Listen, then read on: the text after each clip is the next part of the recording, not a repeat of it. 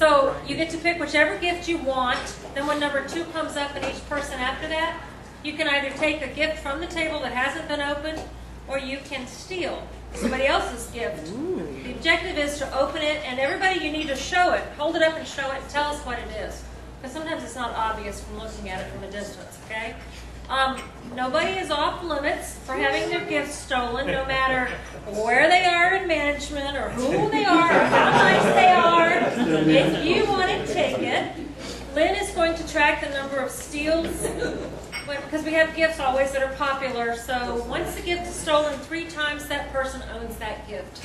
But a lot of times there are multiple gifts that'll be the same thing, so she'll track it. So you can open it once, and then that doesn't count. So it's once That 3 counts. times after There's that. 3 times after that. It can be 3 times stolen. after. It's the fourth possession, if you will. Yes. So if your gift is stolen, You come up and get another one, or you steal from somebody else. Okay?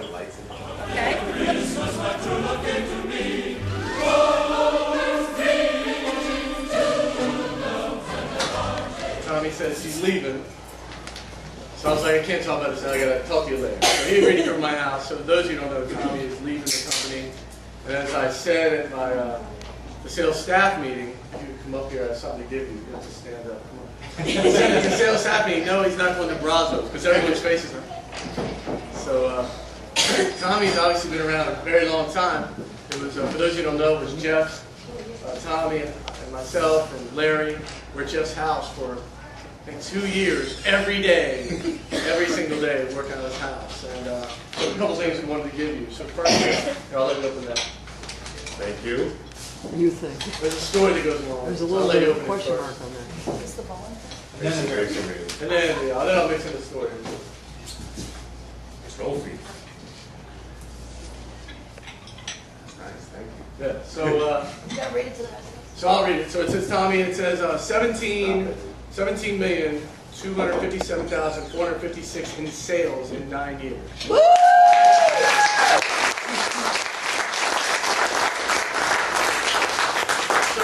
When Tommy left, I was like, hey, what would the impact of the team? So I went and ran all his numbers. And so $17.2 million is obviously a ton of our sales over 9 years. So you say, hey, how much is that? So we corporately have done $17.5 million, which equates to Tommy has personally brought in 23% of our total bookings in 9 years. Very nice. Wow. And so that's obviously huge. And when I saw this, so Amy and I were talking, and I appreciate her helping Courtney get this done. When I looked at it, I said, I want to give off the star, because for me, Tommy's definitely a star. And so I wanted to have it. And there's 2 stories that stick with me. One, in sales, we had people that come and go, what's Tommy do? How do I have the success here? I'll let you roll that. What's the success, Tommy? How do I do that?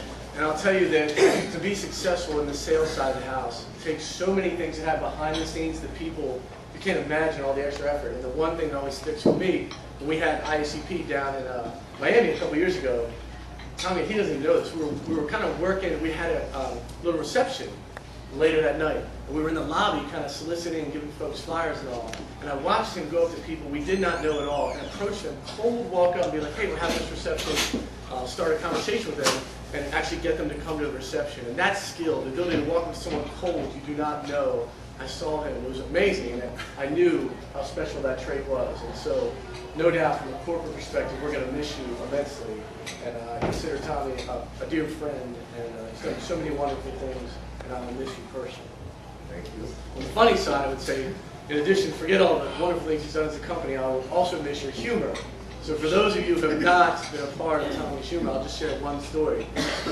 Typically you'll be sitting there just throughout your normal boring day, and something will either pop in your email or just now, like in my text message, right? But the one I'll share, which some of them are more than PG-13 rated, let's say that. But so Tommy's in a meeting, he's doing a demo, and he takes a picture. For those of you around him, he does that a lot, right? He'll take his phone and he'll take a picture of an unsuspecting individual. So this is, I think it was just a year or 2 ago, he sends me a picture of somebody at the demo, a police chief, sound asleep. I mean, he's asleep, sound like this.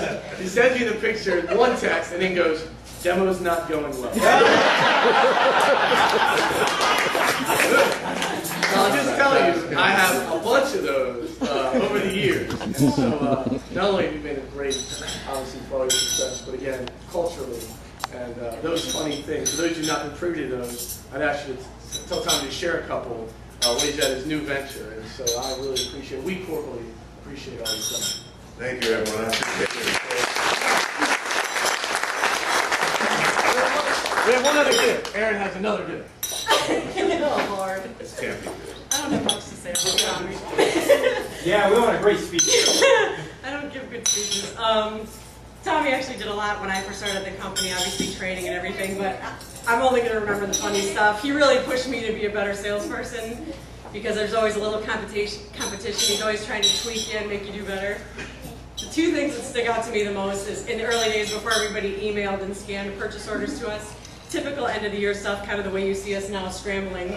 Tommy was the master of really getting Jack because he would dial the fax number and Jack would be like, oh, the fax! You guys hear him yelling, you know, the fax. He'd be sitting at his desk looking at me, he'd be like going, and Jack would be like, that's not funny. Like, oh, I'm getting another one. So that's one of my favorites. Well, when people stop faxing, you kind of lose the giggle. But the second one that's my favorite, that again is totally not work related. I used to sit where Mike sits now, and Tommy sat where I sit. And somebody was looking for Tommy, and it was someone in our company at the time. They're not with us anymore, and they were very persistent. And I was sitting there, and somebody came over and said, "Oh, is Tommy here?" And I said, "Oh, he was just there a second ago." I go, I don't know where he went." 5 minutes later, she comes back. I do something. I go, I don't really know where Tommy went. I'm not sure. He's not at his desk. Typically, you know, I'm like, I'm not his keeper. I don't know where he is. So Tommy comes back for talking, and I said, "Oh, so and so is looking for you." He's like, "Oh, okay." So I hear again 5 minutes later, Tommy. I turn around and he was just sitting there, and I look and I go, I swear he was just here 2 minutes ago. Tommy, I look out of the corner of my eye. All I see is Tommy's white teeth under his desk. He's going like this. She walked away. I couldn't breathe for like 2 hours. I went to Jack's office. It was classic Tommy. So that will be one of my favorite memories of anybody I've ever met. So I think you guys are all going to miss Tommy, and I will definitely miss him. So this is just an appreciation for him being him, I guess. Thank you. New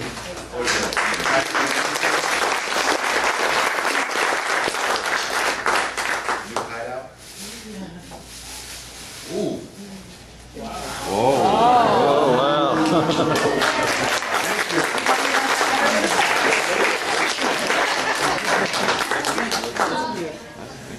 I'll just say, thank you for those of you that I worked with a long time, and for you new folks, I thank you as well. I appreciate everyone's support. We're great as a team.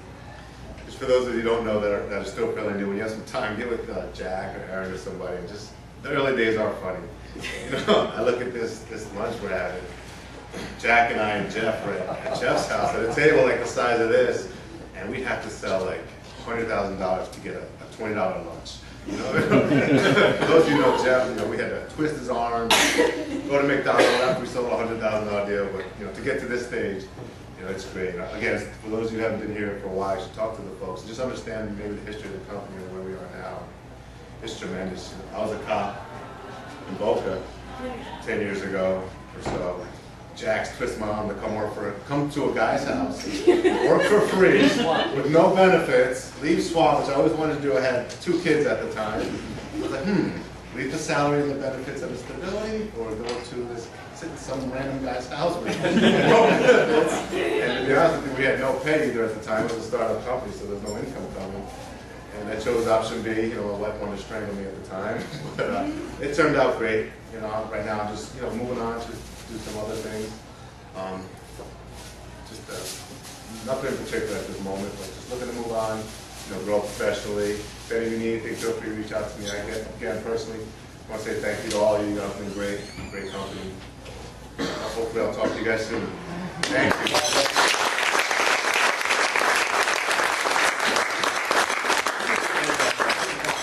I'd like to also thank Tommy, because I think for those of you who haven't had the privilege of working with him or hearing him work with the customers, I if there hadn't been a Tommy in the company in the early days, I mean, there were some great people. Jeff is incredible. Jack's a consummate professional.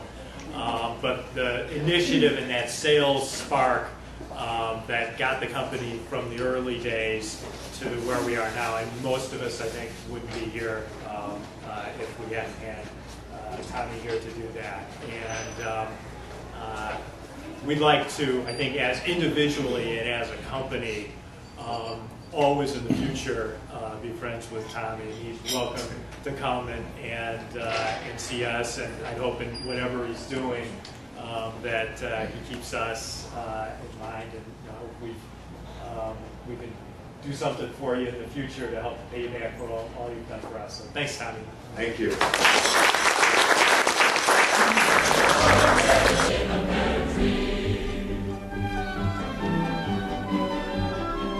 Like Elvis, which made the girls melt. His eyes, how they squinted in the dark of the night, as he took great delight in the burglar's plight. His droll little mouth was drawn up like a bow as he thought of attending next year's IACP show.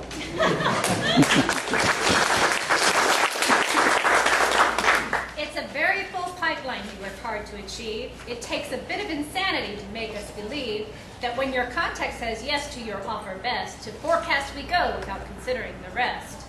We frantically wait for the PO to show, hoping and praying to surpass our goal.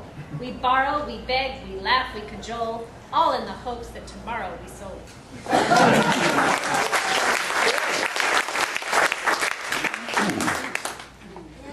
He spoke not a word, seeing the DRQ lurked.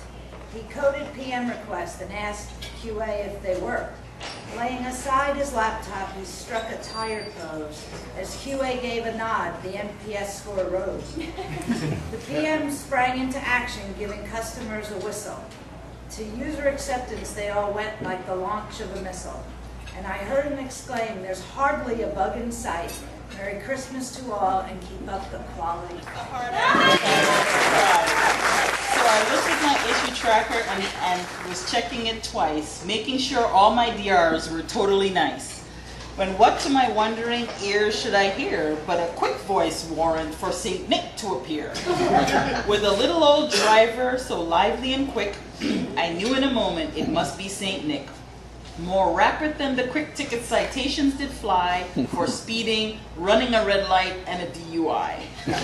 Now defendant, now officer, now court and RMS. On Skyview, on report beam, on eChalk, no less. With just a few clicks, I collected the data. Now submit and transmit and export for later. As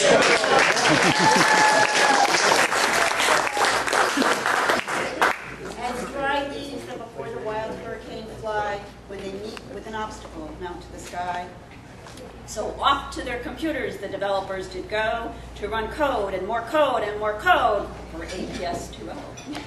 And then in a twinkling, I heard just next door the tapping and tapping and tapping some more as I drew in my head and was turning around. Right out of someone's monitor, St. Nicholas came with a bound. How did you do that?